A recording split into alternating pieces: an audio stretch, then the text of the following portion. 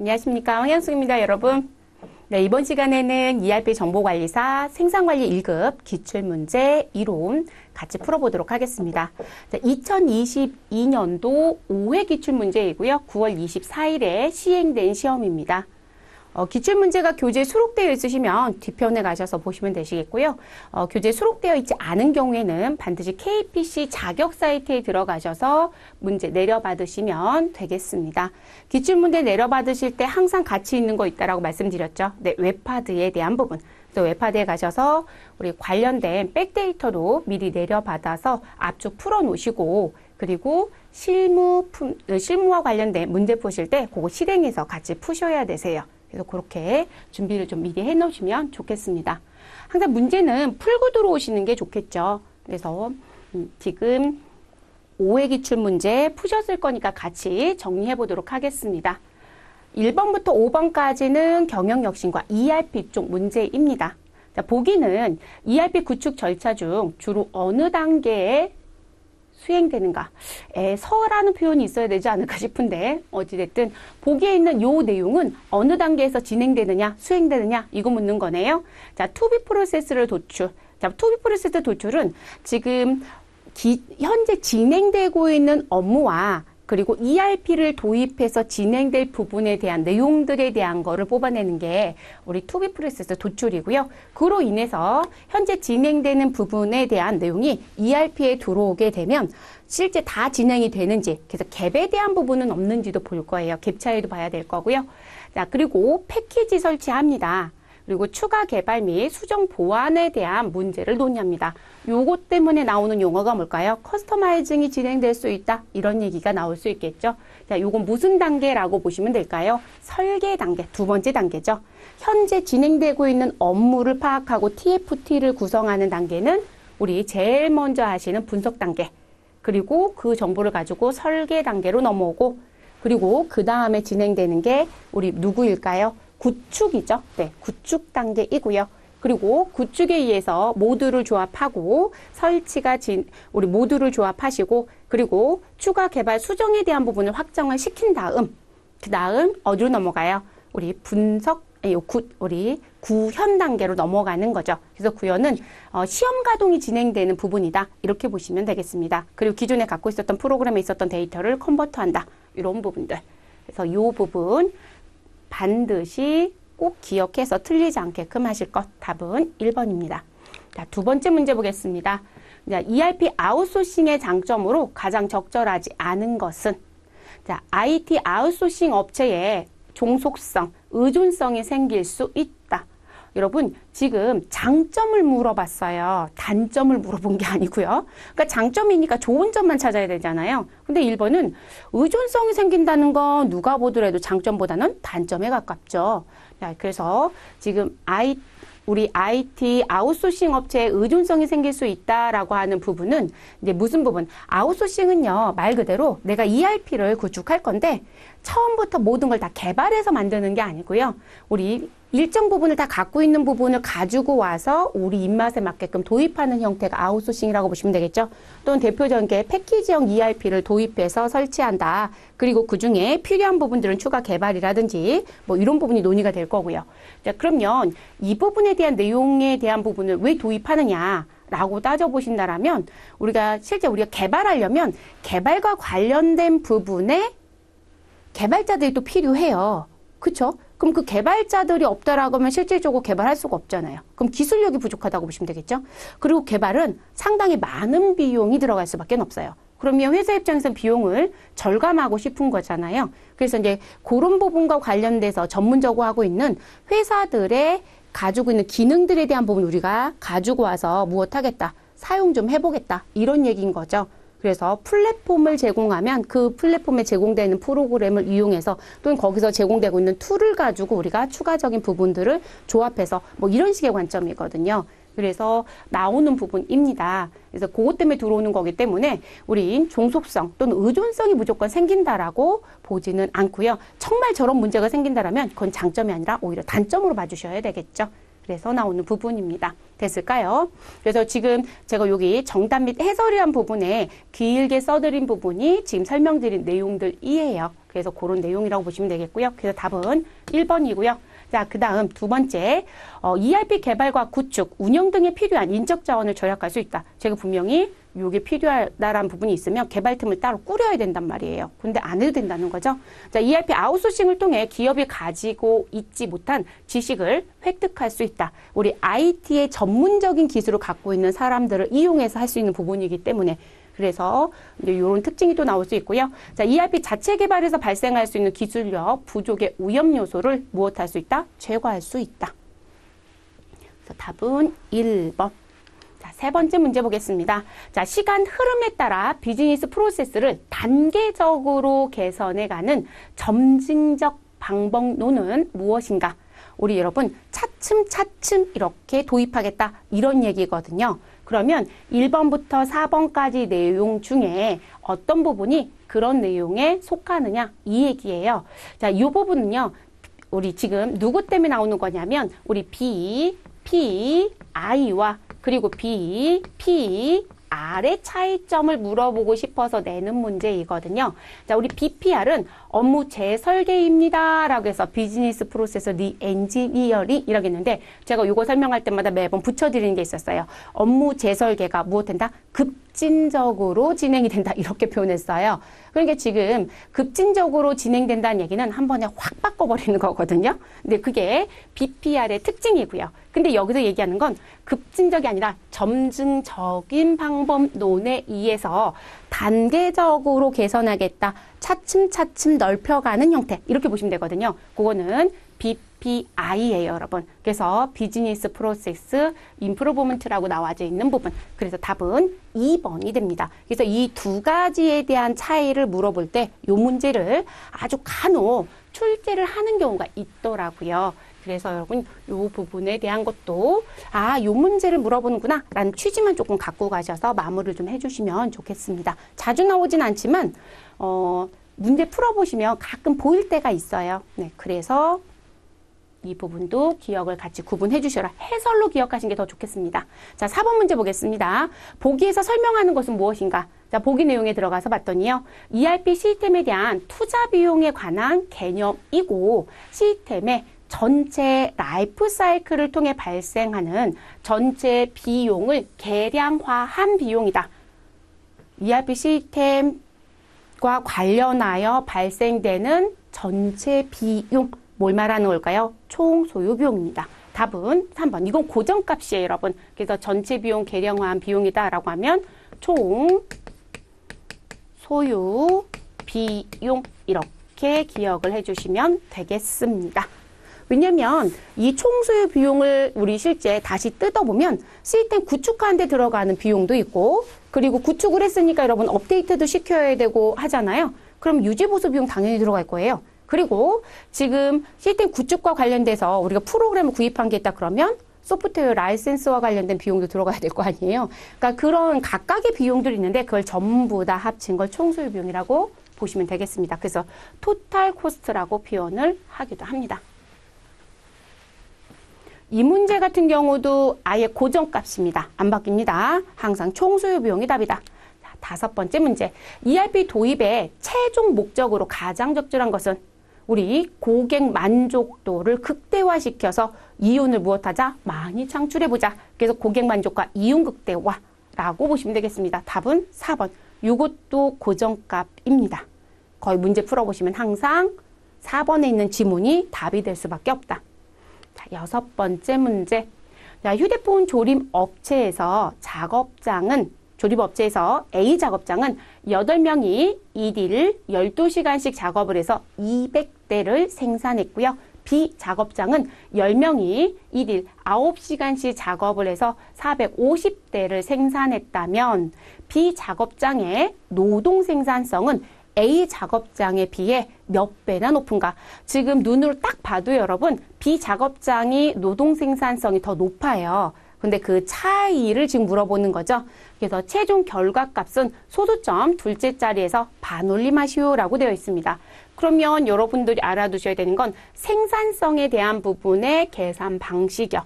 그리고 여기서 뭐 노동 생산성이라고 했으니까 우리는 노동 생산성 이렇게 시작을 하시면 되겠습니다. 자, 그럼 노동 생산성은 계산 공식을 들어가서 보시면 누구로 나누어서 계산이 나온다. 산출량을 생산량으로 나눠주시면 투입량으로 나눠주시면 되겠죠. 그래서 산출량 또는 생산량을 투입량으로 무엇하자? 나누자. 이렇게 기억하시면 되겠습니다. 그러면 노동 생산성 A에 대한 수치를 먼저 계산합니다. 자, 8명이 12시간씩 작업을 해서 200대를 생산했으니까 우리 200대 나누기 우리 8명 곱하기 12시간 이렇게 해주시면 되는 거죠. 그쵸? 자, 그래서 요거 나눴더니 수치가 얼마가 나온다? 2.08이 나오게 됩니다. 그래서 시간당 2.08의 생산성이 나오고요. 자, 그리고 비작업장. 자, 지금 현재 산출량은 450대를 생산했으며, 그리고 몇 명이? 10명이 하루에 9시간씩 작업을 해서, 그러면 450을 90으로 나누시면 되겠네요. 그쵸, 여러분? 그러면 90으로 나누시면 얼마 나오나요? 우리 시간당 5가 나오게 됩니다. 자, 그러면 이제 요 부분에 대한 생산성에 대한 차이를 물어봤죠, 여러분? 그래서 B가 A랑 비교했을 때 얼마나 높으냐, 몇 배나 높냐, 이렇게 얘기했습니다. 그러면 노동 생산성에 대한 차이에 대한 걸 계산하시면 우리 B를 A로 나누시고 그 차이만큼에 대한 부분. 자, 지금 B가 5입니다. 그리고 이 부분을 A 2.08로 나눠주시게 되면 B 나누기 A인 거죠. 그러면 몇 배가 더 높은지 나오겠죠. 그래서 계산해봤더니 얼마가 나오더라? 우리 2.4배가 나오더라. 이렇게 얘기가 됩니다. 됐을까요, 여러분? 소수점 둘째 자리에서 반올림하시오 라고 했어요. 근데 이게 뒤에 소수점에 저는 이제 여기 두 자리까지만 표시해야 되지만 2.40 뒤에 수치가 또 다시 나오거든요. 딱 안 떨어져요. 근데 둘째 자리에서 무엇 해달라? 반올림. 그럼 여기가 둘째 자리예요. 근데 0이니까 올릴 게 있다 없다? 없어요. 그러니까 우리는 얼마이다? 2.4배. 이렇게 끝내주시면 되겠죠? 그래서 답은 몇 번? 3번 되셨을까요? 이렇게 정리해 주시면 되겠습니다. 기존의 노동 생산성 문제가 아주 단순하게 나온다. 생산성에 대한 문제가 나오면 우리는 산출량을 투입량으로 나누어서 계산하는 게 가장 쉬운 문제. 그 다음에 나오는 게 향상에 대한 걸 물어보는 부분. 그 다음에 나오는 부분이 이렇게 차이를 물어보는 문제. 이 차이 물어보는 건 자주 내진 않았거든요. 근데 향상 문제는 자주 나왔었죠. 근데 이게 수치가 다른 점들 자꾸 내시니까 우리 계산하실 때 무엇 하셔라? 우리 향상됐다라고 하시면 우리가 개선되기 전과 후에 차이를 계산하시고 개선 전의 수치로 무엇 하시라? 나눠주셔라. 이해되셨을까요? 그리고 거기에 백분율 해주시면 우리 얼마가 향상이 됐는지에 대한 부분에 우리 퍼센테이지를 계산하실 수 있으시죠. 7번째 문제입니다. 자, 제조 전력과 생산 시스템에 관한 설명으로 가장 옳지 않은 것은? 이라고 묻습니다. 자, 엔지니어 투 오더 시스템은 일반적으로 리드 타임이 가장 짧다라고 되어 있네요. 자, 그리고 메이크 투 스톡 시스템은 소품 중 대량 생산에 적용하기 적합하다. 자, 메이크 투 오더 시스템에서는 원자재 가공과 반제품의 생산은 고객의 주문을 접수한 이후에 시작된다. 자, 어셈블 투 스톡 시스템은 반제품을 재고로 확보하고 고객의 주문에 따라서 제품을 조립하여 공급한다. 자, 지금 여기서 물어본 건 옳지 않은 것. 자, 여러분, 어셈블 투 스톡에 대한 부분은 지금 맞는 얘기인가요? 자, 우리가 어셈블 투라고 해서 나와져 있는 부분의 시스템은요, 우리 일정 부분까지는 가지고 있고, 그리고 그 부분에 대해서 무엇 하겠다? 우리 지금 주문에 따라서 조립하는 형태. 그래서 실질적으로 지금 이 부분에 대한 부분이 시간적인 내용으로 놓고 봤을 때 여러분, 우리 리드 타임이 가장 무엇 할까요? 가장 짧죠. 왜냐면 반제품 형태로 가지고 있다가 조립만 하면 되는 거예요. 그러니까 실제 리드 타임이 가장 짧다라고 요거보다 저희는 뭐 실질적 만들어 놓고 그냥 파는 것도 있으시니까 그거 본다라면 또 다를 수도 있으시겠지만, 그래서 요런 경우도 지금 누구랑 엔지니어 투 오더랑 비교해 봤을 때 무슨 상태로 봐주시면 되신다. 우리 리드 타임이 무엇하다? 여기 가장 짧다라고 했는데 엔지니어 투 오더 시스템은 실제 가장 길어요. 설계부터 시작을 해야 되기 때문에. 그래서 우리 어셈블 투 스톡에 대한 시스템이 우리 엔지니어 투 오더 시스템보다는 무엇으로 봐주시면 된다? 우리 실질적으로 리드 타임이 더 짧다. 이렇게 봐주시면 되시고요. 그리고 반제품 형태로 가지고 있다가 조립해서 공급하는 형태입니다. 그렇기 때문에 짧다라고 보시는 게 맞겠죠. 자, 4번 맞는 표현이고요. 자, 그리고 우리 2번과 3번의 차이점을 놓고 봤을 때 우리 make to order라고 해서 나와져 있는 MTO 시스템에 대한 건 우리 실질적으로 무슨 부분? 주문이 들어오게 되면 원자재 가공부터 시작을 해요. 그러니까 자재를 무엇하겠다? 사가지고 와서 가공을 시작해서 반제품 생산에 대한 부분들을 진행하고 완성품이 나오면 무엇하는 거예요? 그 부분에 대한 부분들을 이제 완성이 되면 납품하는 형태. 그렇기 때문에 이거 오더 받은 시점부터 자재에 대한 가공부터 시작한다는 게 특징입니다. 그리고 이것도 리드 타임이 사실상 아주 짧지는 않겠죠. 그래서 시스템 죄송합니다. 자, 원자재 가공과 반제품 생산은 고객의 주문 접수 이후에 시작된다. 라는 부분. 자, 그리고 그래서 요것도 맞는 표현이고요. 자, 우리 두 번째 부분. 자, 우리 MTS라고 하는 부분. 자, MTS는 우리 소품 중 대량 생산에 적용하기 적합하다. 자, 이 얘기는 무슨 얘기일까요? 그럼 얘는 자재를 구입해서 또는 가공하는 것부터 시작을 하겠잖아요. 그런데 스톡으로 붙어져 있는 건 만들어 놓고 팔겠다의 관점이에요. 그러니까 우리 마트에서 파는 공산품의 성격들은 대량 생산이잖아요. 그러니까 대량으로 생산을 해놓고 주문이 들어오면 그 창고에서 빼주는 형태예요. 그러니까 리드 타임이 가장 짧은 건 2번이거든요. 그래서 가장 짧은 건 2번이고 그리고 이 2번보다 조금 더 긴 건 4번이고 이해되셨을까요? 이렇게 이제 순서들이 있으신데 그래서 이 부분은 만들어 놓고 주문이 들어오면 창고에서 물건을 빼주겠다의 관점. 그거를 MTS라고 합니다. MTS. 그래서 그렇게 가시는 부분인 거고요. 그리고 그럼 답은 자연스럽게 1번이 되겠죠. 네. 왜냐면 제가 일부러 용어를 끝까지 읽었다가 다시 거슬러 올라갔어요. 1번 같은 경우에 엔지니어 투 오더라는 시스템은요. 실제적으로 주문이 들어오게 되면 뭐부터 시작한다? 설계부터 시작을 해요. 그래서 우리 리드 타임이 가장 짧다가 아니라 가장 길어요. 그래서 ETO가 리드 타임이 가장 길다. 이렇게 바꿔주시면 좋겠습니다. 설계부터 시작한다. 여러분 설계가 끝나야 자재를 사와요. 왜냐면 설계할 때 어떤 자재를 쓸 건지까지 결정하면서 설계하기 때문에. 그래서 답은 1번이 잘못되었다. 이거 가끔 모두 물어봐요. 리드 타임이 누가 가장 짧고 누가 가장 긴지 순서대로 정렬해라. 이것도 나와요.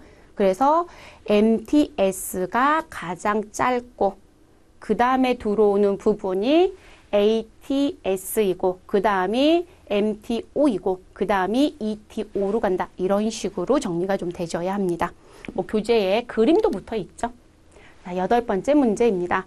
자, 주문 생산 방식의 적용, 범용기계를 공정별로 배치하겠다. 그리고 유연성이 크고 숙련공을 요구하는 생산 방식은 무엇이냐라고 물어보네요, 여러분. 답은 누가 봐도 개별 생산 방식이라고 하는 잡숍이 들어와야 되겠죠, 여러분.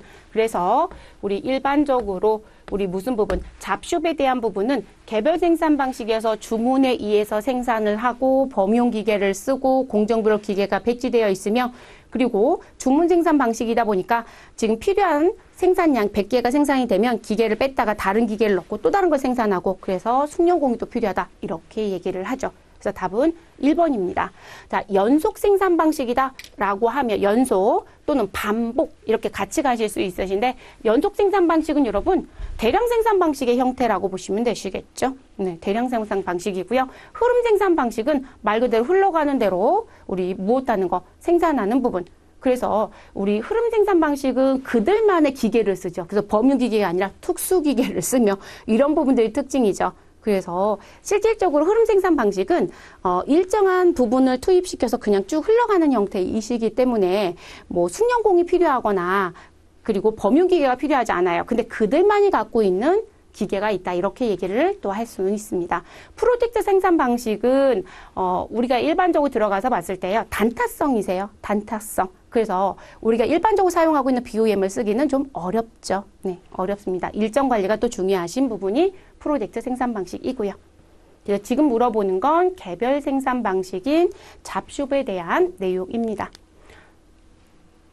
이거 보여드리면서 말씀을 드릴 건 그랬군요. 자, 연속 생산 방식이다라고 하는 건 우리 공산품에 관련된 부분, 지금 자동차라든지 우리 마트에 가서 판매하는 일반적인 산업의 주류를 이루고 있는 대량 데이터를 처리, 시간 단축 등으로 효율화시킨 MRP가 적용되는 생산 방식이다. 그래서 그냥 대량 생산 방식과 관련된 부분 이렇게 보시면 되겠고요.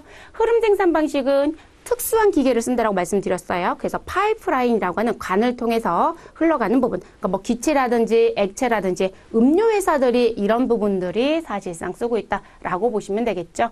그래서 한두 종류의 원자재가 파이프라인을 통해서 공정별로 이동이 되고 각 공정 옵션에 따라서 우리 생산되고 있는 제품은 다양할 수 있다. 그래서 석유 회사를 놓고 봤더니 정유 회사를 놓고 봤더니 석유를 투입해서 여러 가지 제품들이 나오게 되죠. 네, 그런 부분입니다. 그래서 특수기계 생산 라인 유연성이 별로 크지 않다. 이동이 별로 없다라는 거죠. 물자 이송량도 작습니다. 그리고 그들만이 사용하는 기계라는 특수기계가 들어오기 때문에 전용 기계를 사용하는 생산 방식이다. 이런 표현을 하죠. 그래서 우리 플로우숍과 잡숍의 특징들 계속 물어보시니까 조심하셔야 되는 부분들. 뭐 프로젝트 생산 방식은 다른 부분은 없어요. 네. 그래서 이 부분은 BOM에 대한 부분 적용했을 때 아까 말씀드렸던 것처럼 우리 연속적으로 쓰지 못해요. 네, 한 번 쓰고 끝나는 부분. 그리고 프로젝트 생산 방식은 대체적으로 무슨 부분에 우리 건물을 올린다, 다리를 우리 교량을 세운다 이런 식의 관점이에요. 그래서 내용을 들어가서 보면 만든다는 관점, 제조한다는 관점보다는 구축한다는 개념이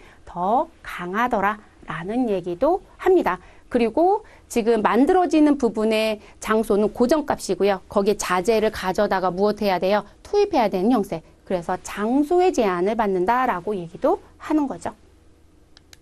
자, 9번째 문제를 보겠습니다. 자, 경제적 문량에 대한 설명 중 가장 적절한 것은? 적절한 거 물어봤어요. 자, 주문 비용과 재고 유지 비용 간의 관계를 이용하여 가장 합리적인 주문량을 결정하는 방식이다. 답 1번이네요. 여러분 경제적 주문량은 말 그대로 비용이 최적화될 수 있는 부분의 양을 결정해서 우리 무엇하겠다? 우리 주문하겠다. 그러니까 필요한 양보다 더 많이 주문하는 형태잖아요. 그러니까 우리 한 번 주문할 때 들어가는 비용, 그리고 재고 자산을 보관하는 데 들어가는 유지 비용 간의 관계를 파악해서 최적화된 주문량을 결정하는 거죠. 그래서 나오는 부분. 그럼 답은 1번입니다. 자, 2번. 매번 동일한 양을 주문하는 방법. 지금 첫 번째 주문도 100개, 두 번째 주문도 100개, 세 번째 주문도 100개. 이런 의미예요.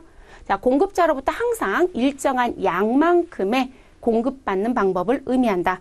이 부분은 FOQ라고 해서 고정주문량 방식이죠. 그래서 FOQ라고 하는 방식. 자, 필요한 만큼 생산 및 구매를 하고 재고를 최소화하겠다. 필요한 양만큼만 갖고 가라. 우리 노트포 롯이라는 게 있었죠, 여러분. 그래서 우리 LFL 이렇게 쓰시거나 F 대신에 숫자 4를 써도 되고요. 그래서 로트퍼 롯에 대한 부분. 자, 해당 품목별로 미래의 수요를 고려하여 사전에 결정한 최대 재고 수준까지 정기적으로 미리 정해놓은 일정한 간격마다 발주하는 방식. 자, 이 부분은 수량에 대한 부분은 무엇할 수 있다? 변할 수 있다.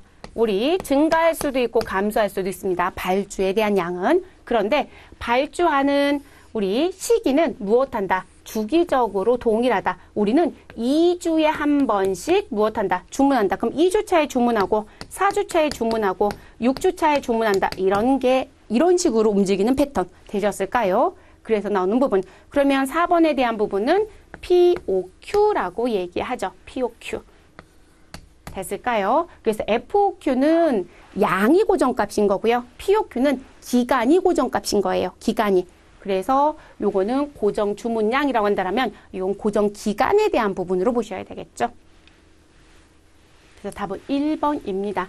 지금 문제는요. 경제적 주문량에 대한 정의를 물어봤지만 요거 관련된 거 전부 다 출제할 수 있습니다. 그래서 FOQ, 우리 로트포 롯, POQ까지 다 같이 기억하시는 게 좋겠습니다. 자, 10번 문제. 자, 팩트 단계 시간에 의한 일정 계산 중 가장 1은 예정일. 그래서 T2에 대한 설명으로 옳지 않은 것은 우리가 일반적으로 여러분 우리 전진 패스라는 얘기도 하고 후진 패스라는 얘기도 하죠. 그래서 그 부분들 얘기할 때 여러분 무슨 부분? 우리가 T2라는 얘기도 하고 TS라는 얘기도 하죠. 그리고 요거 다른 말로 얘기하면 LE라고도 얘기할 수 있고 LS라고 얘기할 수도 있습니다. 그래서 TE, LE, TS, LS 같은 말로 기억해 주시면 되겠습니다. 자, 그래서 그 부분과 관련된 설명인데요. 최초 단계의 T2는 0입니다. 그렇죠. 우리가 이렇게 그어놓고 보았을 때, 자, 여기를 전진에 대한 부분이고, 이 자리를 후진에 대한 부분으로 놓고 봤을 때, 전진과 후진의 숫자가 같으면 도착이 된 거예요. 우리 경로에 대한 거, 주경로를 따져봤을 때. 그러면 이 전진은 처음에 무엇을 놓고, 0을 놓고 시작하죠. 후진은 0이 아니에요. 우리가 주경로를 찾아서 나온 수치값을 후진에 놓고 역으로 지금 나오는 부분이기 때문에 그래서 전진은 항상 시작점은 0입니다. 그래서 우리 누구 T2 또는 LE는 0이다. 이렇게 보시면 되고요. 자, 그리고 T2의 계산은 후진 계산이라고 부른다. 아니요, 전진 계산입니다. 그래서 후진이 아니라 전진 계산, 앞으로 나아가는 부분이에요. 그래서 전진 패스 이렇게 표현하죠. 답은 2번이네요. 옳지 않은 것. 자, 가장 이른 예정일인 T2는 네트워크상에 한 작업이 개시되거나 완료될 수 있는 가장 빠른 날짜를 말하는 거고요. 자, T2 계산은 네트워크 최초 단계로부터 전진해 가면서 선행 단계에 T2에 그 다음 단계에 우리 그 다음 작업 활동의 소요 시간을 무엇하여 가산하여 최종 단계까지 계산해서 나아가는 부분입니다. 그래서 이 부분들을 모두 다 정리하고 나면 우리는 무슨 부분? 주 경로를 찾게 됐다라고 얘기를 하게 되는 거죠, 여러분.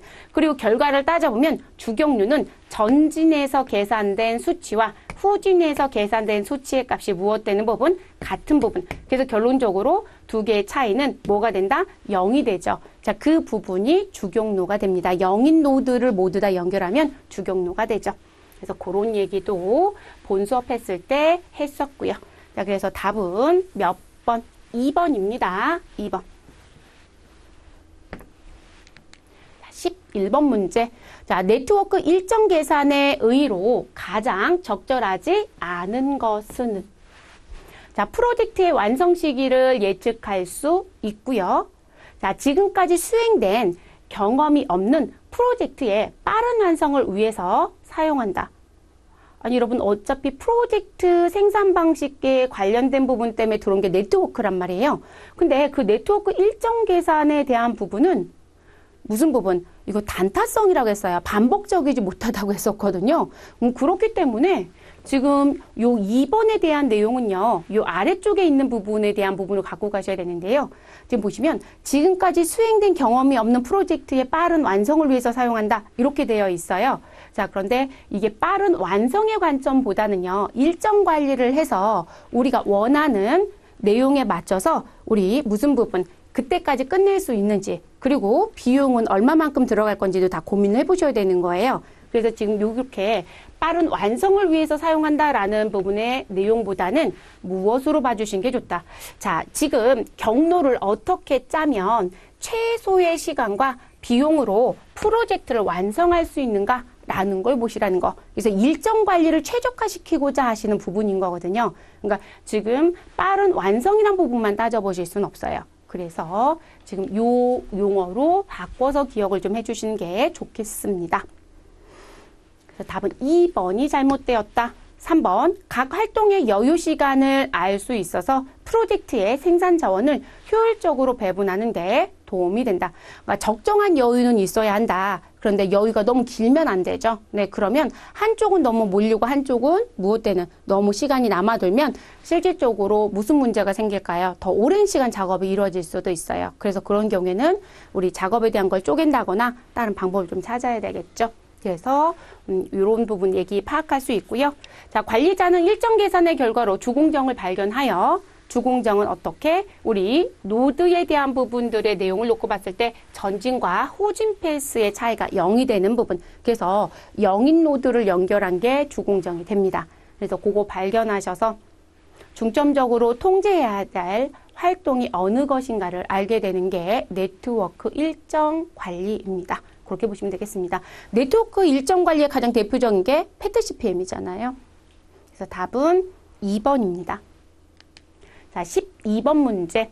자, 주식회사 생산의 금년도 11월에 컴퓨터 판매 예측 금액은 20억 원이고요. 자, 11월에 실제 판매 금액이 25억 원이었다라고 합니다. 자, 주식회사 생산의 12월에 판매 예측치를 단순 지수 평활법을 사용하여 계산하면 몇 억 원인지 우리 숫자만 입력해 달래요. 단 지수 평활 개수는 0.2이다라고 얘기합니다. 자, 지금 보시면 11월에 예측은 20억. 자, 11월에 우리 실제 판매는 25억.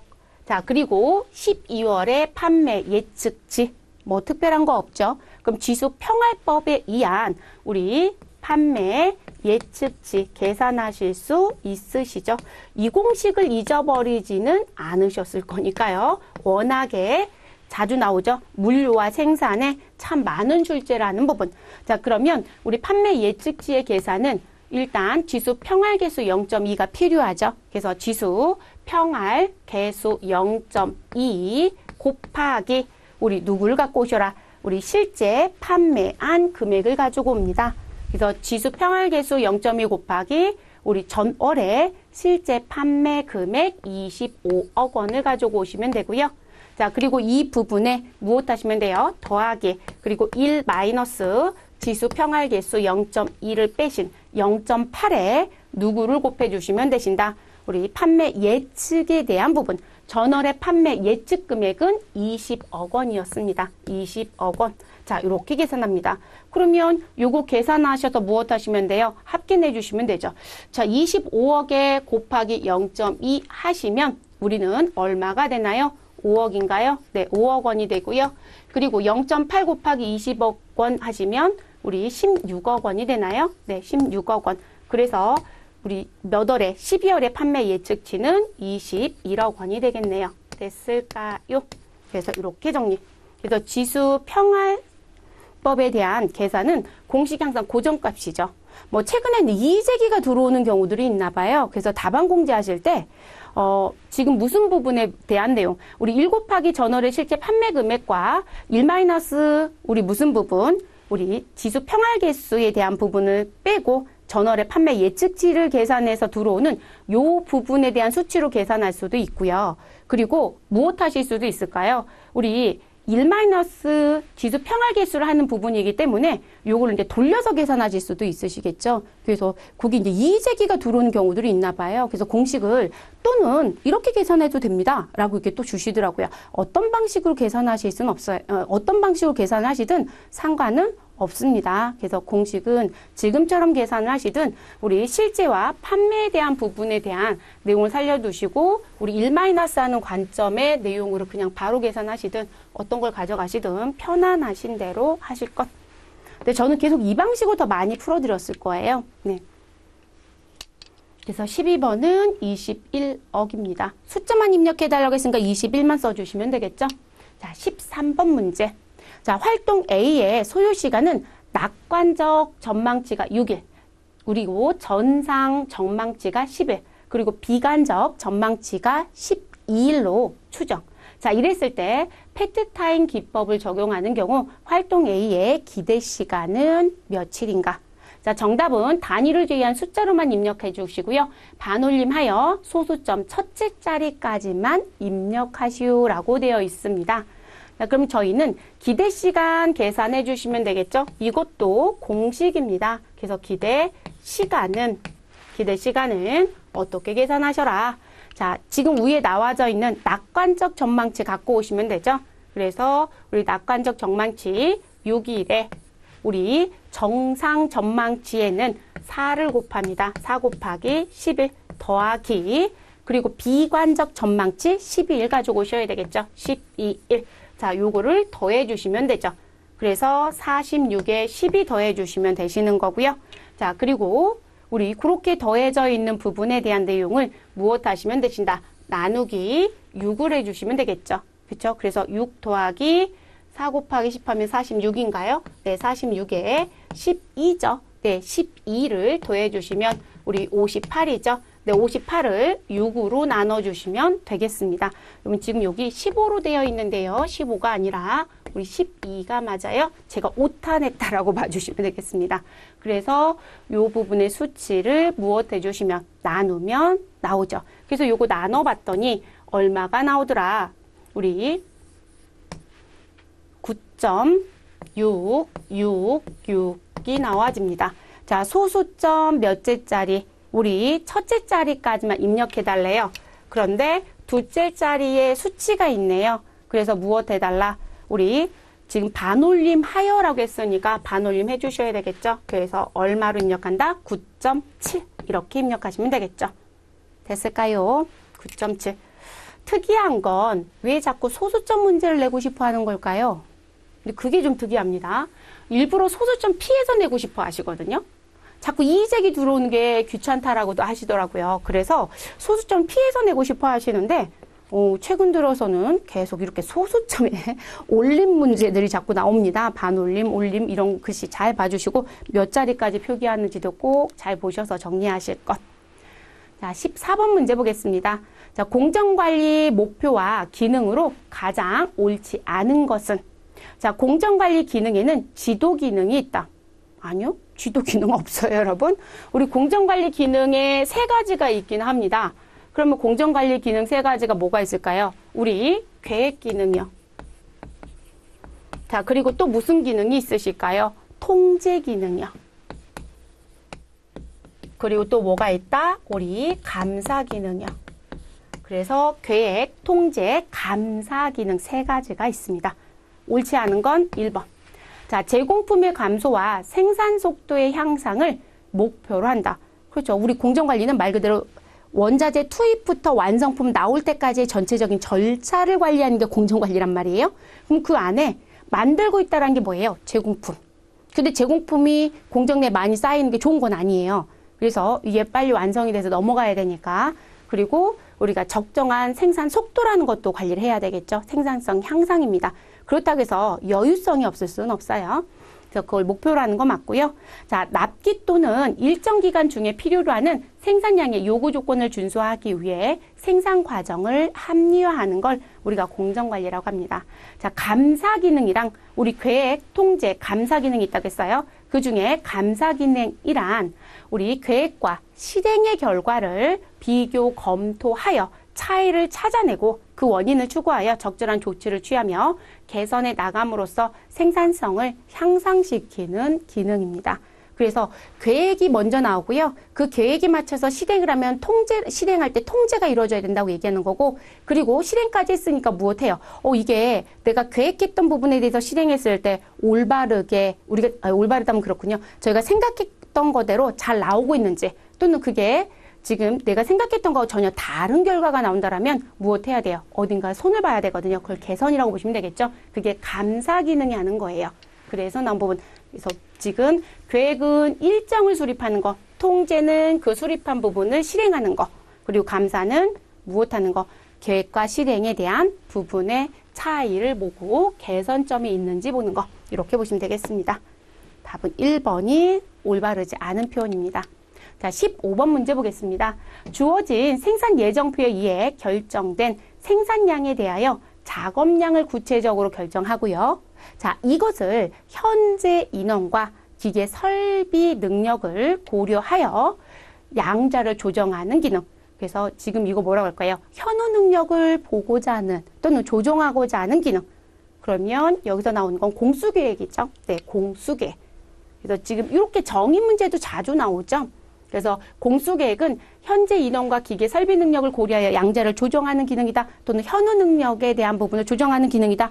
이렇게 알아두시면 되겠습니다. 그래서 답은 1번이 됩니다. 자, 그리고 2번에 있는 능력계획, 3번에 부하계획, 4번에 일정계획이 있죠. 자, 능력계획이다라고 하는 부분은요. 누구랑? 부하계획과 같이. 그러면 여러분 부하계획을 먼저 얘기할게요. 자, 부하계획은 최대 작업량과 평균 작업량의 비율인 부하율을 최적으로 유지할 수 있는 작업량의 할당계획이 부하계획입니다. 부하계획. 그래서 부하율을 최적으로 유지할 수 있는 작업량의 할당계획이 부하계획이다. 그래서 최대 작업, 평균 작업 비교하는 거고요.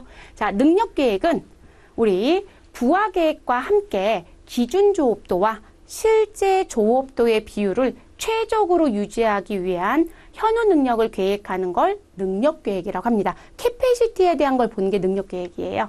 그래서 나온 부분.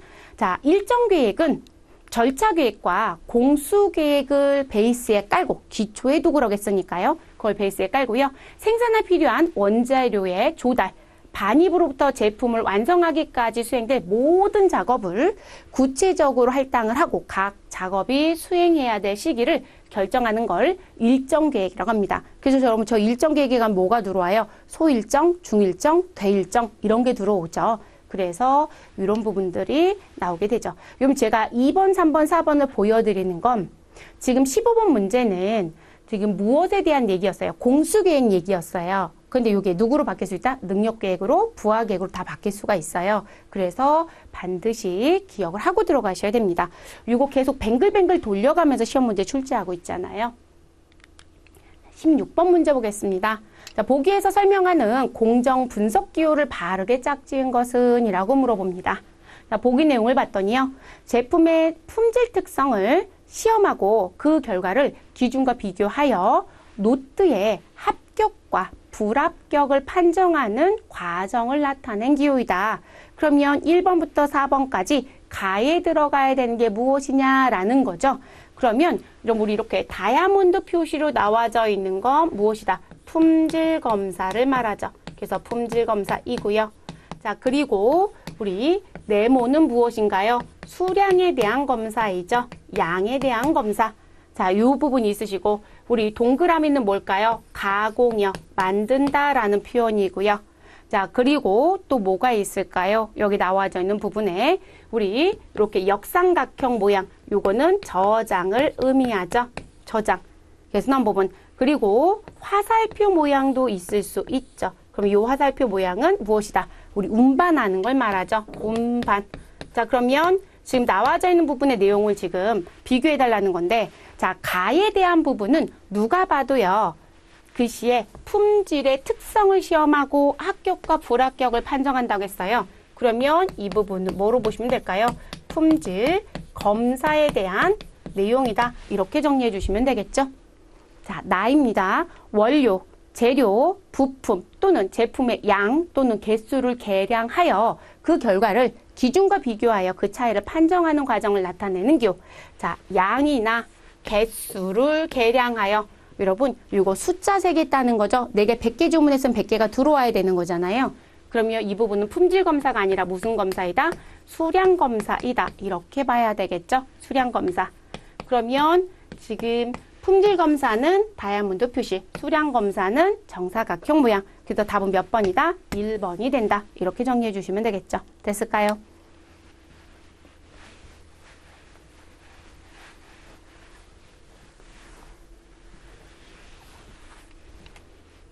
자, 17번 문제 넘어가겠습니다. JIT 시스템을 구성하는 핵심 요소로 가장 적절하지 않은 것은? 이라고 물어보네요. 자, 간판 방식, 소로또 생산, 생산의 평준화, 단수의 기능곡. 답은 4번이죠, 여러분. 네, 답은 4번입니다. 자, 그러면 우리 JIT 시스템 구성에 우리 요소를 들어가서 봤을 때요. 뭐 핵심 요소라고 했으니까요. 지금 제가 해설 부분에는 4대 요소 이렇게 써드렸는데요. 자, 일반적으로 우리 JIT 생산 시스템의 특징이 뭘까요? 간판에 대한 부분이 있고 소로또 생산 방식 당연히 얘기해야 되겠죠. 그래서 간판 방식 그리고 소로또 생산합니다. 재고를 최소화시켜야 되는 거니까. 그리고 생산을 무엇 해야 된다? 평준화를 시켜야 된다. 라는 게 우리 특징이라고 보시면 되겠고요. 여기 하나 더 추가하는 부분이 설비 배치와 다기능공 제도라는 부분. 근데 여기는 단수의 기능공이에요. 그러니까 하나만 할 줄 안다는 거죠. 이것저것 다 할 수 있는 사람이어야 돼요. 이게 단수가 표현이 문제가 된 거죠. 다 기능공, 이것저것 다 잘할 수 있는 사람, 이렇게 보셔야 돼요. 됐을까요? 그래서 4번이 들어오지 못했던 특징은 그 부분입니다. 소로또여서 실제 유연성이 사실 없을 수는 없어요. 유연성이 좀 있어야 되겠죠? 넣었다 뺐다도 해야 될 것이고 바꿔주기도 하셔야 돼서. 18번입니다. 자, 보기에 해당하는 용어는 무엇인가 라고 묻고 있고요. 보기 내용을 봤더니 직장을 위생적으로 하여 작업 환경을 향상시킨다. 여러분, 요거는 우리가 JIT 쪽에 가시게 되면 OS라고 하는 게 있었죠. OS. 그래서 요 S는 일본식 발음에 S자만 가지고 와서 5개의 S를 모아놓은 것 때문에 나오는 부분인 거죠. 그러면 지금 보기에 나와져 있는 부분은 가장 마지막에 있는 부분이죠. 직장을 위생적으로 하여 작업 환경을 향상시킨다는 건 청결입니다. 청결. 4번에 대한 부분. 됐을까요? 자, 그럼 정리는 뭘까요? 필요한 것과 필요하지 않은 것. 그래서 필요한 물품과 불필요한 부품을 구분해서 불필요한 부품을 무엇한다? 처분해라. 아예 안 쓰는 건 정리시키세요. 이 얘기겠죠. 자, 그게 정리입니다. 자, 정도는 무엇할까요? 우리 왜 정리정돈 좀 해? 그러면 정리라는 건 막 흩어져 있는 거 무엇하는 거예요? 우리 지금 분류 작업 하시고 그중에 안 쓰는 건 우리 버리거나 팔아버리겠다는 거죠. 그리고 정도는 뭐예요? 어딘가 이렇게 넣어서 차곡차곡 쌓아놓는 식의 행위. 그게 정돈이죠. 그럼 우리가 업무적으로 봤을 때 여러분, 우리 정돈 얘기가 들어오면 뭐가 들어올까요? 필요한 물품은 내가 바로 꺼내서 쓸 수 있게끔 손 닿는 쪽에 놔주셔야 되겠죠. 그게 정돈입니다. 청소는 뭘까요? 우리 실제 청소 안 한 데 들어가면 먼지가 막 굴러다닌다는 표현 쓰시잖아요. 그래서 더럽다는 표현이니까 깨끗하게 바꿔달라 이런 얘기겠죠. 그래서 먼지나 더러움을 없애서 직장 설비를 깨끗한 상태로 만드는 걸 청소라고 얘기를 하는 거죠. 네, 그래서 나오는 부분.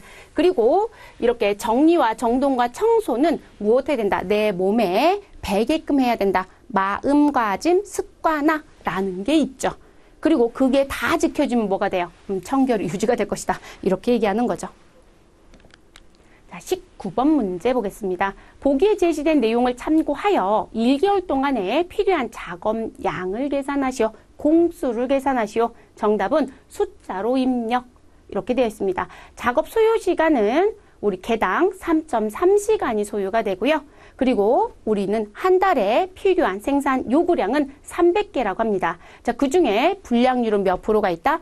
1%가 있다라고 합니다. 자, 이랬을 때 작업량, 공수는 얼마입니까? 라고 얘기하는 거예요. 자, 그래서 공수는요, 작업 소요 시간에, 우리 여기 지금 계산해달라고 하는 부분이 작업량 공수라고 했는데, 이 공수라고 하는 부분은 계산하실 때 작업에 필요한 시간, 그래서 작업 소요 시간,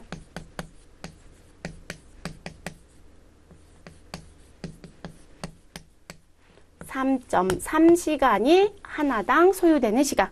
자, 몇 개를 생산하자? 300개. 자, 그래서 요 부분에 생산 요구량을 곱하면 우린 공수가 나오겠죠. 그쵸? 그래서 3.3시간 곱하기 300개 이렇게 갈 거거든요. 자, 요거로 끝나면 좋은데 문제는 여기에 얼마의 분량이 있다. 1%의 분량이 있습니다. 그렇기 때문에 우리 요 부분을 무엇 해주셔야 된다. 1 마이너스 분량률로 나눠서 공수를 계산합니다. 분량률. 자, 그러면 지금 이렇게 해서 계산 나온 부분에 나누기 우리 1 마이너스 0.01인 거죠. 네, 0.01. 그러면 0.99로 나눠주시면 되네요. 3.3 곱하기 300 하시면 얼마가 나오나요?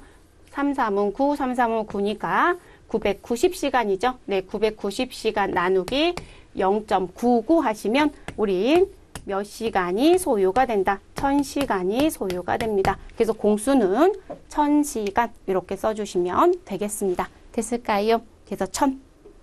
숫자만 넣어달라고 했으니까 반드시 1000만 쓰시고 마무리하시면 되는 부분입니다. 이 문제는 출제한 적은 사실 없어요. 이렇게 공수 계산을 한 부분에 인시, 인일 뭐 이런 거 물어본 적은 있어요. 그런데 이렇게 숫자 대치하는 문제를 주고 풀어보세요라고 한 적은 사실 없습니다. 근데 이번엔 이런 문제를 낸 게 좀 특이하네요.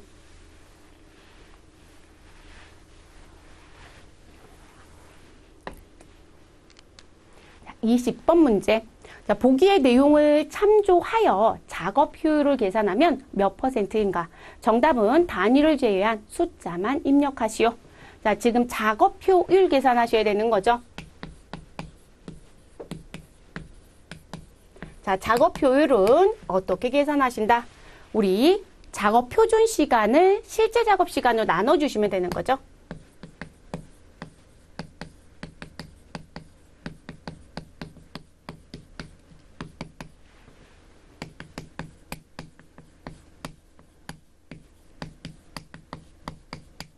나눠주시고 우리 무엇 하시라 곱하기 100분율 이러시면 되죠. 자, 그러면 작업 표준 시간은 지금 여기 나와져 있는 부분에 봤더니 몇 시간이다? 380시간. 그러면 380시간은 나와져 있네요. 그래서 380시간. 자, 나누어야 되는 실제 작업 시간은 계산해야 되겠죠. 자, 그럼 실제 작업 시간 계산하기 위해서는 우리 실제 사용할 수 있는 기계의 시간, 그래서 이용 가능 시간부터 계산을 합니다.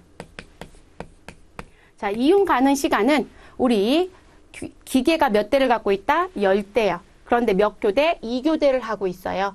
그리고 우리는 한 번 교대 시간마다 몇 시간이 작업 시간이고요. 8시간. 근데 이 작업을 일주일에 며칠을 한다? 5일이요. 자, 요거 가져오셔야 되겠죠. 그래서 우리는 지금 10대 기계에 2교대를 돌리고 있으며, 그리고 1교대 작업 시간은 8시간이고, 그리고 주당 작업 일수는 5일. 자, 그러면 여러분 20에 우리 40을 곱하시면 되겠네요. 그래서 20에 40을 곱하면 20 곱하기 40. 그러면 800시간인가요? 네, 800시간이 나와집니다. 자, 실제 작업 시간은 이 이용 가능 시간은 전체 사용할 수 있는 시간이라고 보시면 되거든요. 그럼 실제 작업 시간은 정말로 기계가 작업한 시간. 그래서 지금 이 부분은 이용 가능 시간 800시간에서 무슨 시간을 빼셔라? 기계가 가동되지 않은 시간. 그래서 기계 불가동 시간. 반드시 작업 일수가 주이면 여기도 주인지 확인. 그런데 우리 주당 몇 시간이 불가동 시간이다. 40시간. 요거 빼주시면 되는 거죠. 그럼 실제 작업 시간은 몇 시간이 된다? 760시간. 자, 여러분 요 계산까지는 다 되시죠? 자, 그러면 지금 무슨 부분? 여기 나눠주시라고 하는 실제 작업 시간은 380시간을 760시간으로 나눠주시면 되고요. 그리고 여기에 무엇 하시면 된다? 100분율 해주시면 되죠. 여러분 380시간을 760시간으로 나누시면 실질적으로 0.5가 나오죠. 요거하고 요거 수치 보면 딱 2배거든요. 그러니까 더 큰 숫자로 나누는 거니까 0.5가 나오고 100분율 하시면 50%가 되는 거죠. 됐을까요? 숫자만 입력하려고 했으니까 답은 몇을 써주셔라? 50. 이렇게 써주시면 되겠습니다. 특이한 문제 아니시죠? 네, 제가 특이하다고 말씀드린다면 요 계산 문제가 계속 나온다는 거. 그런데 이용률도 꼭 봐주세요. 지금 제가 지금 여러분하고 같이 풀고 있는 게 2022년도 5회 기출이에요. 그런데 5회 기출 이전에 이용률 계산 문제가 있었단 말이에요. 그래서 이용률을 물어보는 출제자가 있고 작업 효율을 물어보는 출제자가 있습니다. 그래서 난 부분 이러다가 갑자기 적정 용량을 물어보는 건 아닌가 싶어요. 적정 용량은 마지막까지 가는 거거든요. 그래서 적정 용량은 우리가 이용률과 작업 효율을 계산한 부분을 곱해서 나오는 부분이신 건데, 네, 그런 문제가 나올 수도 있겠고요. 그래서 교재에 공식 한 번 더 봐주시는 게 좋겠습니다.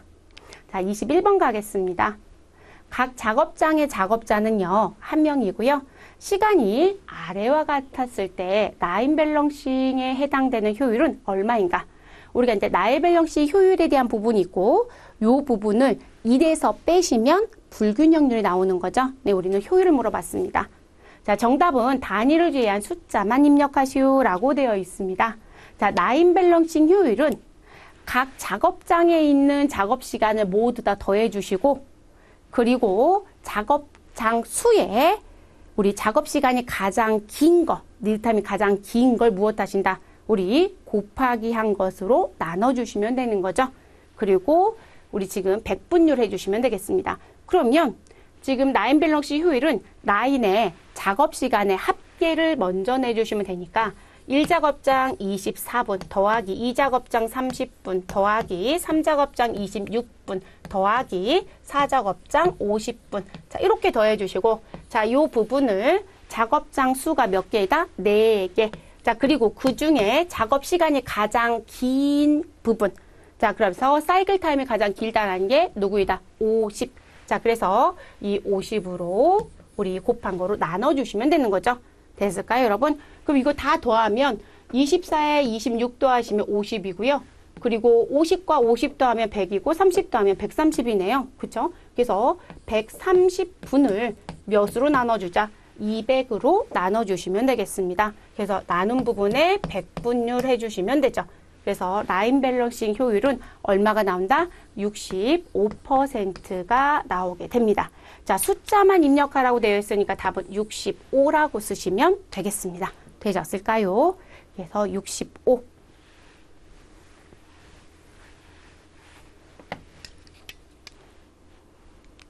자, 22번 문제입니다. 자, 안전재고에 대한 설명으로 가장 옳은 것. 여러분, 안전재고는 불확실성을 대비해서 갖고 있는 재고를 말하는 부분인 거죠. 자, 1번 유통 과정 중에 있는 제품이나 생산 중에 있는 재고이다. 여러분, 이 부분은 무슨 재고? 수송 재고 또는 파이프라인 재고.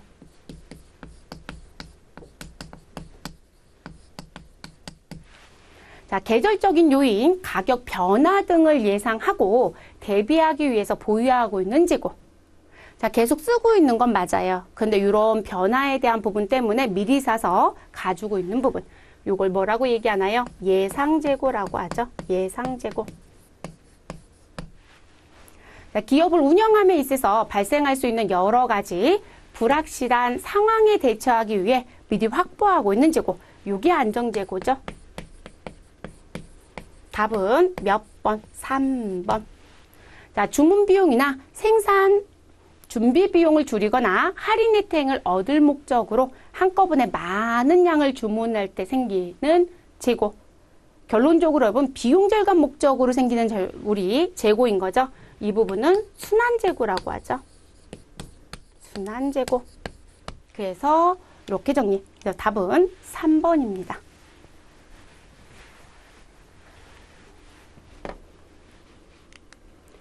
23번. 자재 소유 계획 MRP. 여러분, MRP는 이 자리에 있는 거죠? 그쵸? 네, 그래서 자재 소유 계획 MRP의 기본 고주에서 입출력 요소의 구분으로 가장 적절한 것은, 자, 총괄 생산 계획을 조금 더 세분화시킨 걸 뭐라고 얘기한다? 우리 MPS라고 얘기하죠. 그러니까 A에 들어가야 되는 건 MPS입니다. 그래서 기준 생산 계획이란 부분.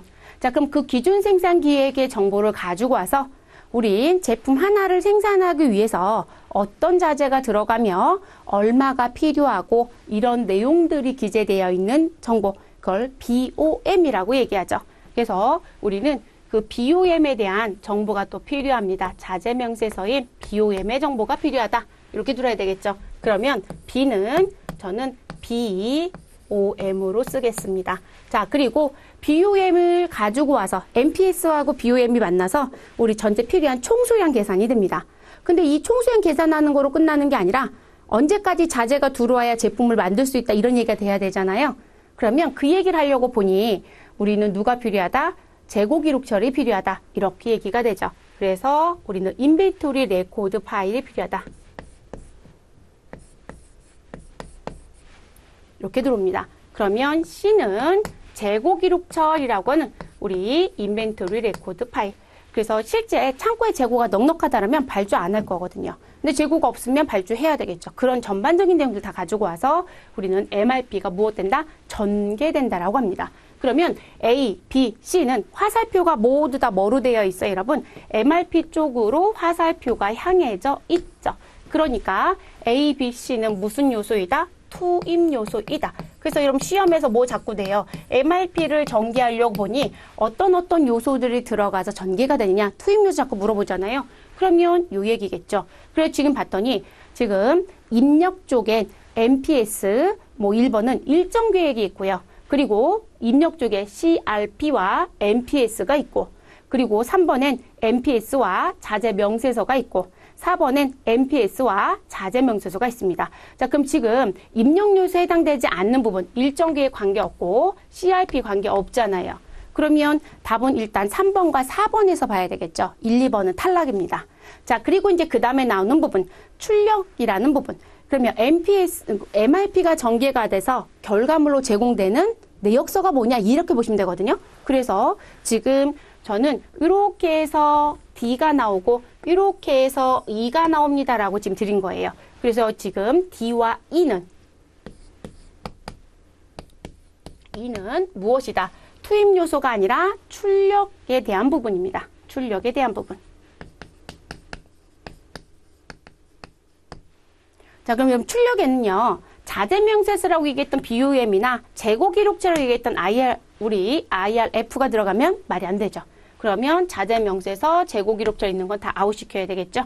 그런데 4번에 내용을 출력에 대한 걸 모른다 하더라도요. 출력에 대한 걸 모른다 하더라도 재고 기록처에 들어가 있어요. 그러니까 4번도 뭐가 된다? 탈락. 그럼 답은 자연스럽게 몇 번밖에 없다? 3번. 여러분 이것만 알았어도 정리가 되지 않았을까요? 입력 요소만 정확하게 알았어도 출력 요소 몰랐어도 답은 나와지죠. 그래서 MRP 전개에 의해서 우리 언제 이 자재가 들어와야 무엇 할 수 있다? 우리 생산할 수 있다. 그럼 일정 계획 수립해야 하네요. 해야죠.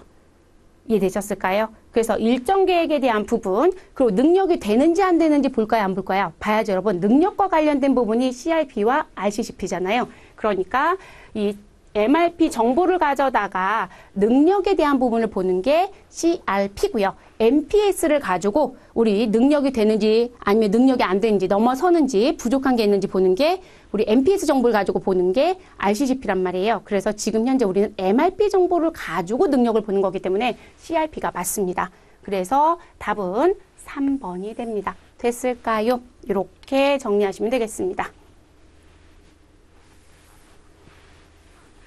우리가 이제 문제를 낼 때 이렇게 그림으로 안 내고요. 항상 뭐로 냈어요? 다음 중 MRP의 투입 요소, 입력 요소가 무엇이냐 이렇게 많이 냈었죠. 그런데 이번은 이렇게 그림으로 주었습니다. 우리 교재도 이렇게 유사하게 생기긴 했어요. 네, 내용이 조금 다르긴 하지만, 내용이 다른 게 아니라 그림의 형태는 조금 다르지만, 네, 이렇게 생긴 그림이 교재에 붙어 있죠. 자, 24번 문제 보겠습니다. 자, 계략 능력 요구 계획인 RCCP에 대한 설명으로 가장 적절하지 않은 것은? 이라고 묻습니다.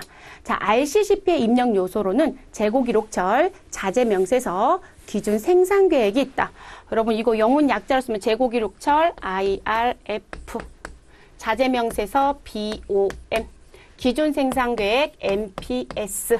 자, 요게 입력 요소를 갖고 있는 건 우리 RCCP가 아니라 이 부분은 무엇에 대한? MRP에 대한 입력 요소로 보셔야 되겠죠? 네, MRP입니다.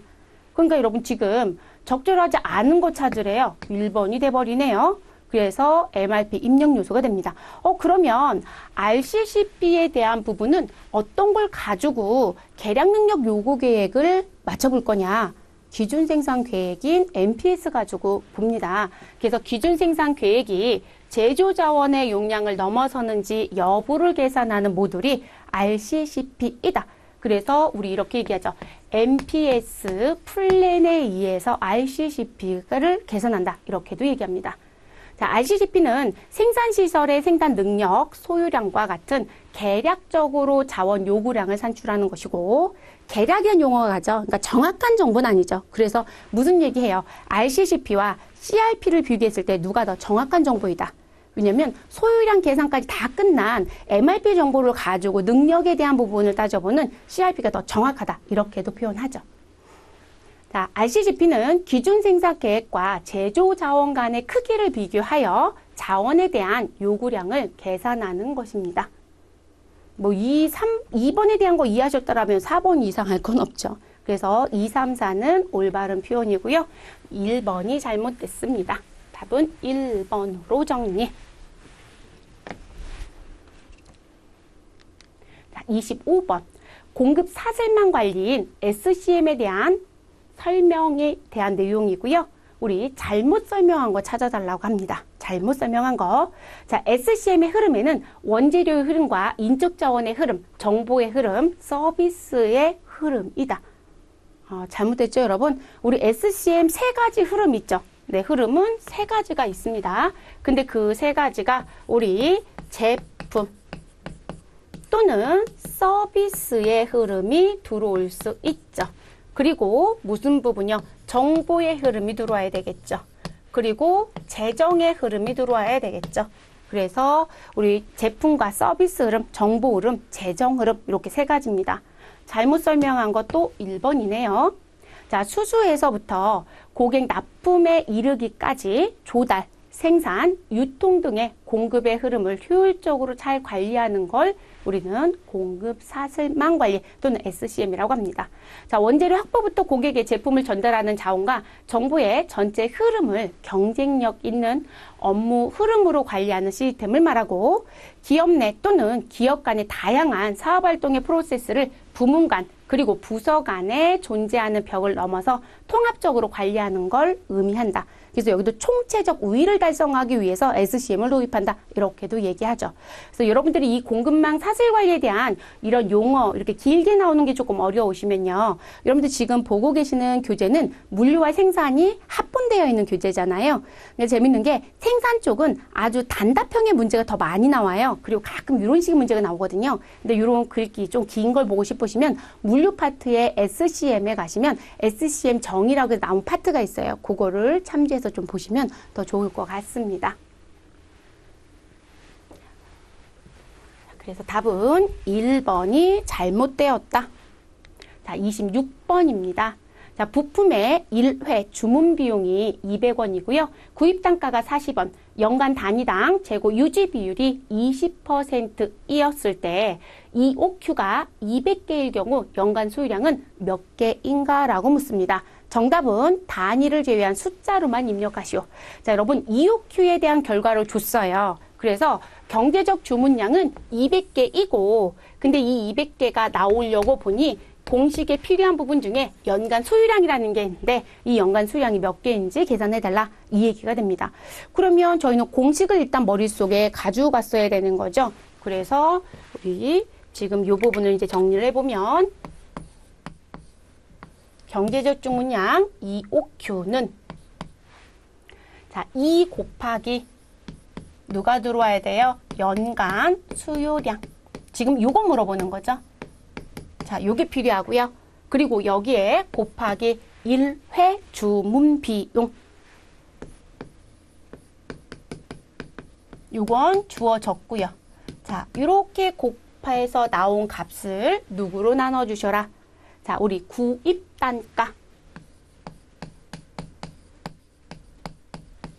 곱하기 연간 재고 유지 비율, 단위당 재고 유지 비율은 20% 이렇게 줬죠.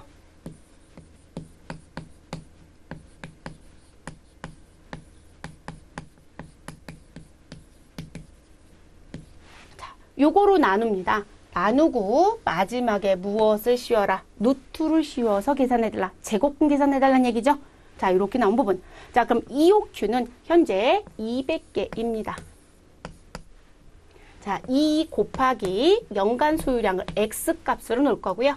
그리고 여기에 곱하기 1회 주문 비용은 200원. 이렇게 할 거고요.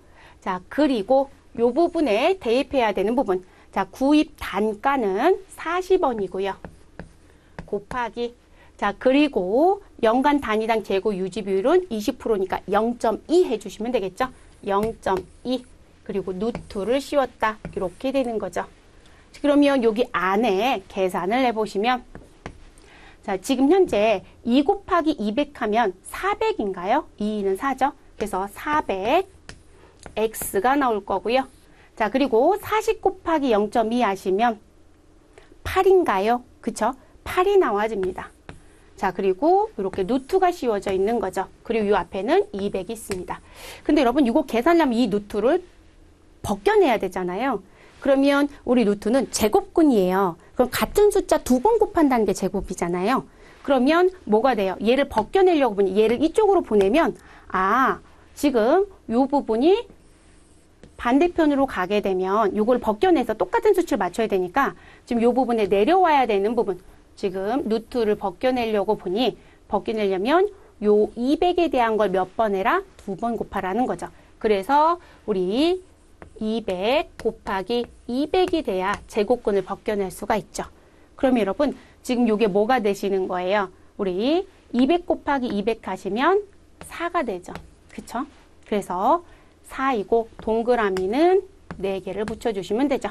그래서 이렇게 나온 부분. 자, 그래서 이렇게 나온 거고, 그리고 여기에 400 x를 누구로? 8로 나누는 거죠. 그럼 400x 두고요. 여러분 이쪽 보내면 되죠. 그래서 우리는 400x 연간 소유량에 대한 건 우리 누구를? 4만을 누구로 나누면 돼요? 우리 우리 곱해야 되는 거니까 나누기가 아니라 곱하기 8 이렇게 해주시면 되겠죠. 그러면 요거 나온 수치를 다시 누구로 나눠요? 400으로 나누시면 되죠. 그래서 x는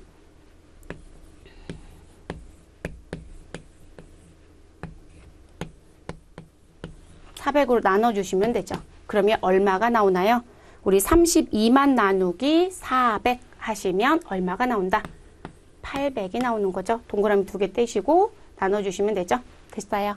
그래서 답은 얼마이다? 800입니다. 그래서 나온 부분. 근데 이렇게 나와지니까 또 혼선 빚으시면 안 되죠. 네, 그래서 우리가 일반적으로 루트를 벗겨내기 위해서는 제곱의 의미니까 같은 숫자 2번 곱해주시면 된다. 여러분들을 무시하는 게 아니고요. 너무 오래되면 기억이 안 나세요. 그래서 대부분들이 자꾸 이거 왜 4만이 나와요? 자꾸 이렇게 물어보시더라고요. 오프라인 수업하면. 네, 제곱근에 대한 부분이니까 우리 제곱에 대한 건 2번 곱한다는 거잖아요. 수치로 나온 거. 그 의미여서 그렇겠죠? 그래서 답은 800입니다. 800. 그래서 연간 소유량은 800. 27번 문제 보겠습니다. 비오엠 정보이네요. 자재명세서가 보기와 같은 구조를 가질 때 제품 K의 주문량은 우리 10개이다. 여기가 K예요. 그래서 여기 들어와야 되는 주문량은 10개라고 얘기합니다. 10개. 됐을까요? 그래서 10개이고요.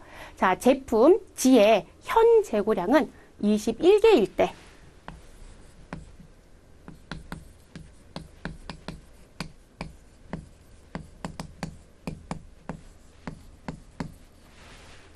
자, 필요한 소유량은 몇 개인가? 자, 보기는 이미지를 참고해 주시고 정답은 단위를 제한 숫자로만 입력하시오. 이렇게 되어 있습니다. 자, 지금 이들이 원한 건 요 자리인 거죠. G. 됐어요. 이 자리 원했던 거예요.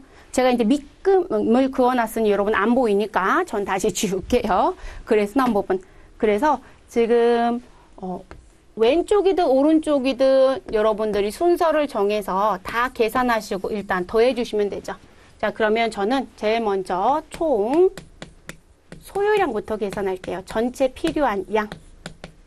자, 그럼 총 소유량은 지금 내용을 봤더니 제 보여지는 화면에 맨 끝에 있는 것부터 볼게요. 자, 우린 3개가 필요하고요. 자, 그 3개가 F를 계산하는데 그럼 3 곱하기 지금 이 위로 올라가는 거 그대로 다 곱해 주시면 되는 거죠. 그래서 이렇게까지 곱해 주시면 돼요. 자, 그럼 3 곱하기 4 곱하기 2 곱하기 2 곱하기 하시면 되죠. 그런데 몇 개 생산하겠다고요? 10개. 자, 그래서 여기에 10개를 곱해 줍니다. 그럼 요거 계산하시면 얼마 날 거예요? 3 곱하기 4 곱하기 2 곱하기 2 곱하기 10 이렇게 하시면 되는 거죠.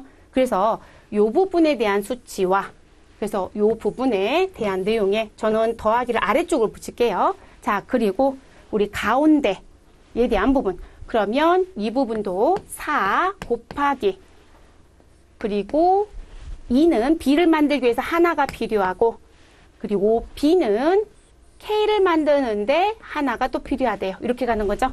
자, 그러면 곱하기 1 그리고 지금 K는 몇 개 만들겠다? 10개. 그럼 요게 10을 곱해 주시면 되겠죠. 자, 이렇게 나온 거에 더하기.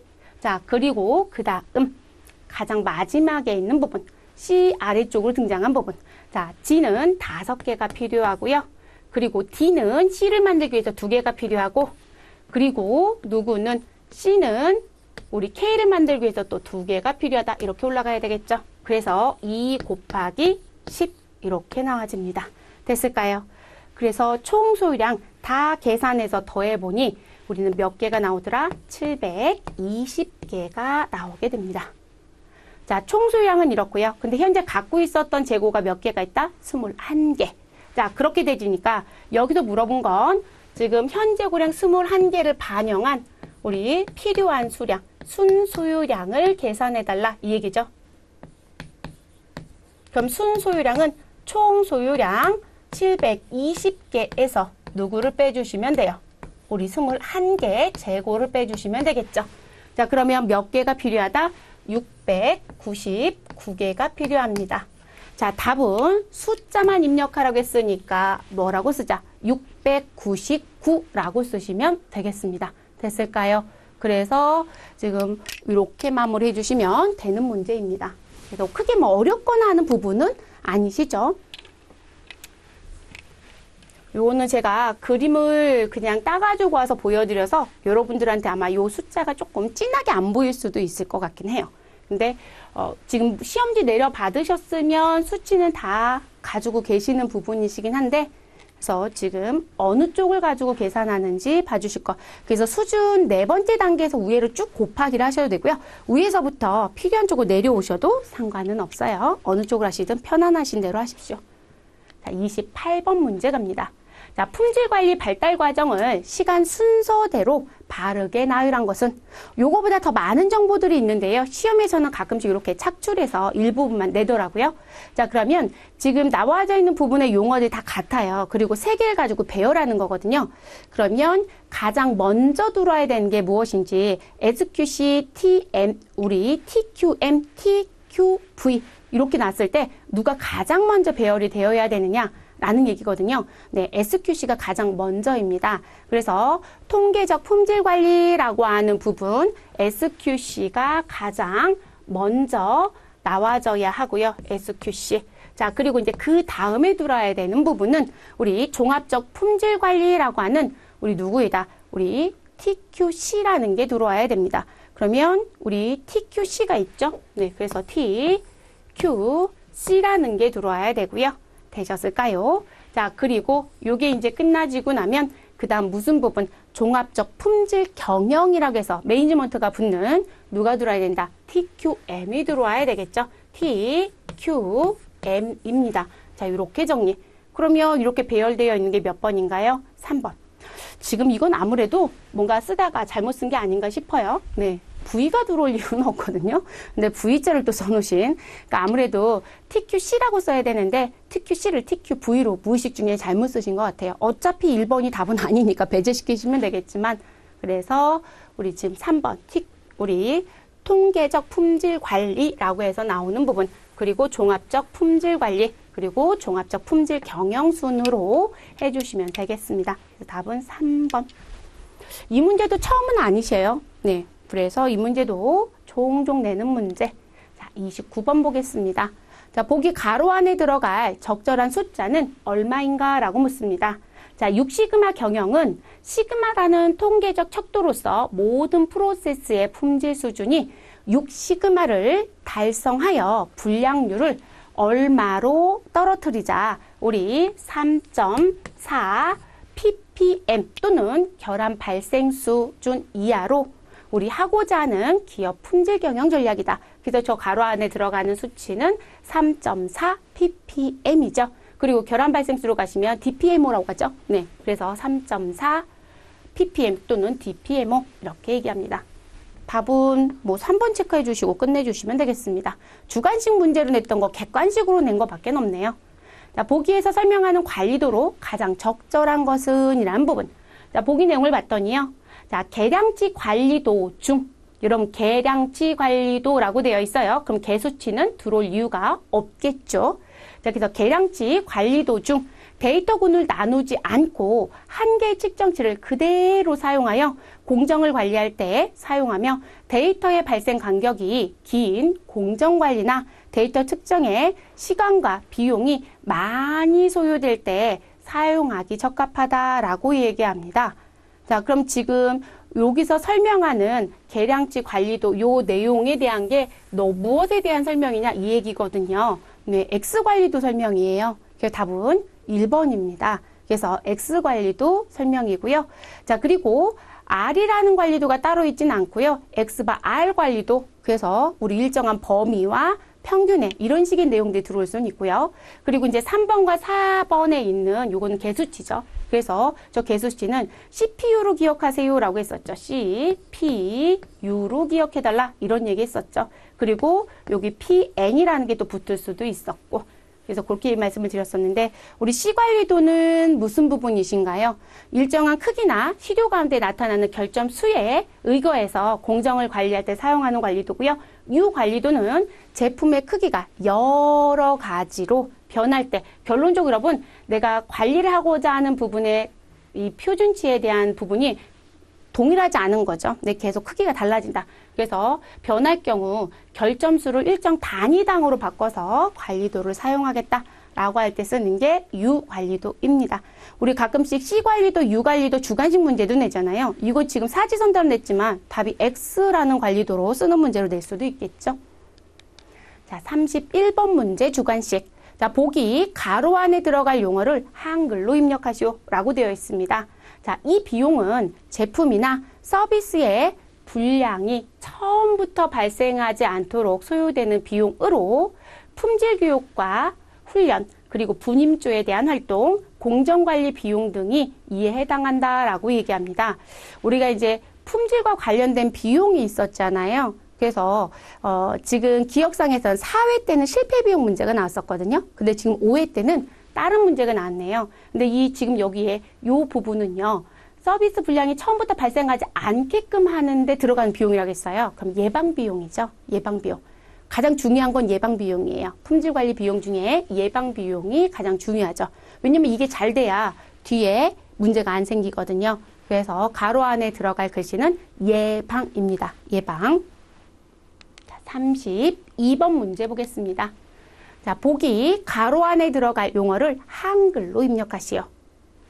이 검사는 물품 전체를 대상으로 노트별로 나누어 중요한 용어가 있네요. 노트별로 나누어 그중 일부 노트를 선택하여 그 노트를 모두 검사하는 부분. 그러니까 우리가 이렇게 나와져 있는 생산량 중에 노트별로 나누라는 거고요. 그리고 그 중에 노트를 하나 선택하게 되면 이 노트 전체를 검사하겠다 이런 얘기인 거예요. 그럼 누가 샘플이 돼요? 노트 하나가 샘플이 되는 거죠. 그런 걸 노트별 샘플링 검사라고 합니다. 그래서 우리 주관식으로 한글로 쓰셔야 되는 건 노트별 샘플링이라고 써주시면 되겠습니다. 요것도 원래 문제가 출제가 됐던 문제예요. 그런데 이렇게 주관식으로 내면 자꾸 틀리시더라고요. 그러니까 워낙에 나오는 부분의 주관식에 용어를 손으로 안 써보시다 보니까 자꾸 노트별 샘플링을 잘 못 쓰고 나오시더라고요. 그래서 노트별 샘플링이라고 써주시면 되겠습니다.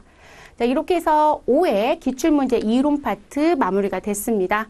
그래서 신규로 들어왔던 문제 몇 문제가 눈에 보이는 게 있기는 했어요. 근데 뭐 아주 난이도가 높거나 하는 건 아닌데요. 자주 안 냈던 부분인데 우리가 이제 요 문제를 출제하는 출제위원들이 그 과목의 전공의 교수분들이 출제를 하세요. 그러다 보니까 전공 서적에 있는 문제를 간혹 갖다 내시더라고요. 이제 검수에서 조금 빼달라고 요청은 매번 드리는데 잘 안 빠지는 것 같아요. 그래서 가끔 새로운 문제가 나오기도 하는 것 같습니다. 자, 고생 많으셨고 저는 또 다른 기출 문제로 찾아뵙도록 하겠습니다. 수고하셨습니다.